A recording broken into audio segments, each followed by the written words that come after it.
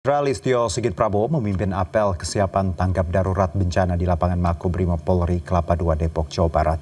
Hal itu merupakan wujud komitmen Polri dalam rangka memastikan keamanan masyarakat.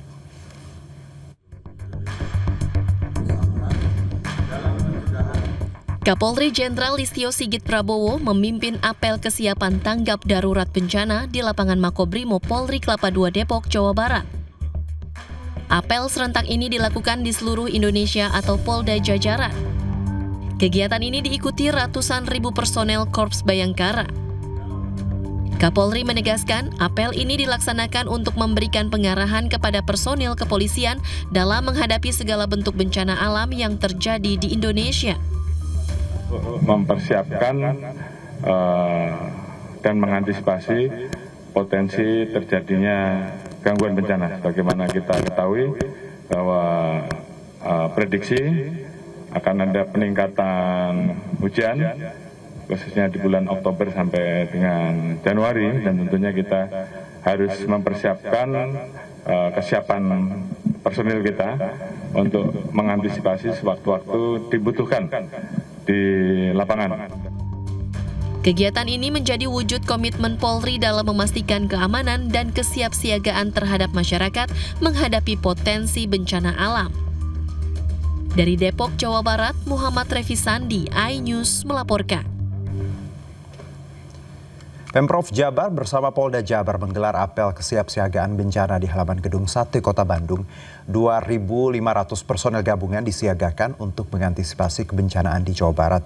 Sementara di Jawa Timur, Polda Jatim siagakan 6.000 personel gabungan di seluruh wilayah Jatim untuk antisipasi terjadinya bencana di Jawa Timur.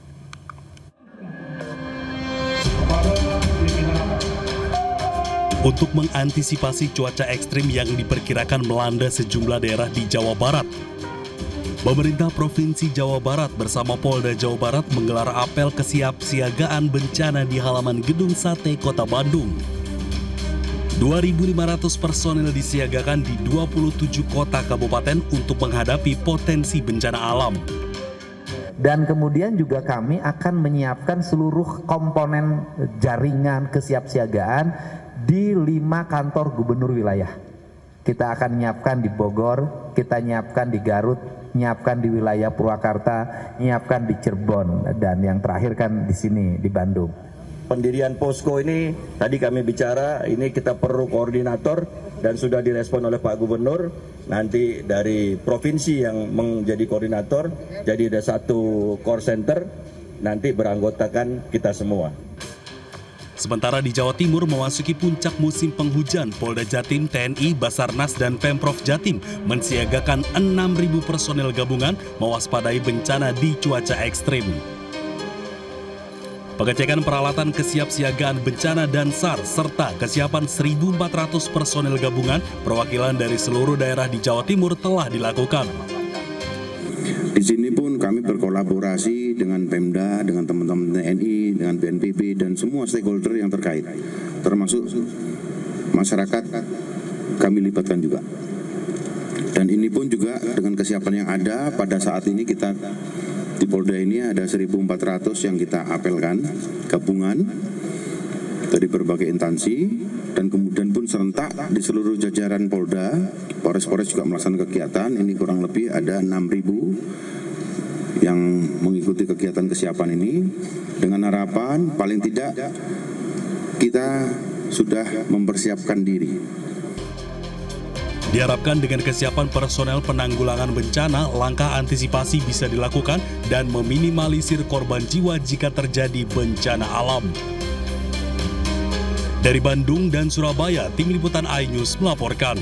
Angin puting beliung menerjang Kecamatan Ujung Berung, Kota Bandung, Jawa Barat. Akibatnya sejumlah fasilitas umum rusak dan sebuah pohon besar tumbang diterjang angin.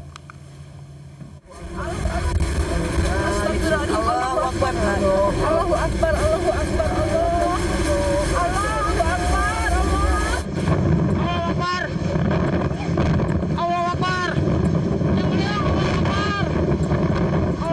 Detik-detik angin puting beliung yang menerjang kawasan Jalan A.H. Nasution, Ujung Berung, Kota Bandung terekam kamera warga.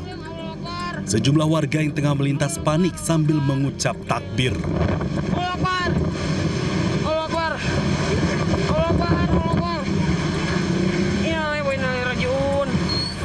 Angin puting beliung juga memporak-porandakan puluhan kios di Pasar Ujung Berung. Gerobak pedagang hingga reklame yang berada di pinggir jalan juga ambruk.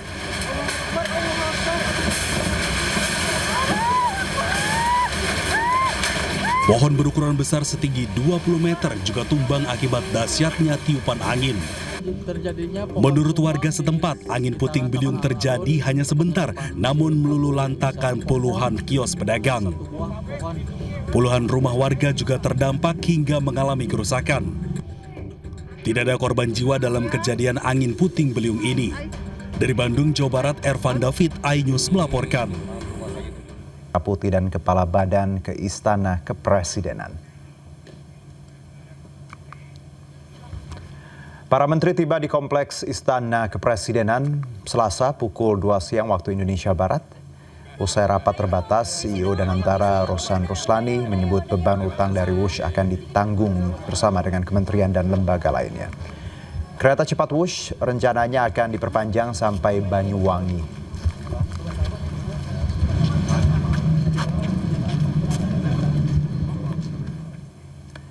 Sementara itu terkait kereta cepat Wush, Presiden Prabowo Subianto meyakinkan semua pihak agar tidak perlu khawatir dan ribut lagi atas utang Wush.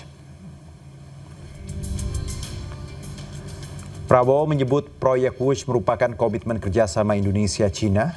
Pemerintah pun menyatakan akan membayar utang kereta cepat Jakarta-Bandung Wush sebesar 1,2 triliun rupiah per tahun. Menurutnya polemik yang menimpa kereta cepat bukanlah masalah. Ia pun memastikan uang untuk membayar utang Wush ada. Uang tersebut berasal dari pengembalian sitaan koruptor. Kemudian nggak usah khawatir apa itu ribut-ribut Wush. Saya sudah pelajari masalahnya. Tidak ada masalah. Saya tanggung jawab nanti Wush itu semuanya. Indonesia bukan negara sembarangan, kita hitung nggak ada masalah itu, ya. Jadi PT KAI nggak usah khawatir, semuanya nggak usah khawatir. Rakyat, kita layani rakyat kita berjuang untuk rakyat kita. Teknologi, semua sarana itu tanggung jawab bersama, dan itu di ujungnya tanggung jawab Presiden Republik Indonesia. Jadi saya sekarang tanggung jawab. Sebuah pesawat milik perusahaan kargo Amerika Serikat jatuh dan meledak di dekat bandara Louisville. Informasi lengkapnya usai jeda berikut.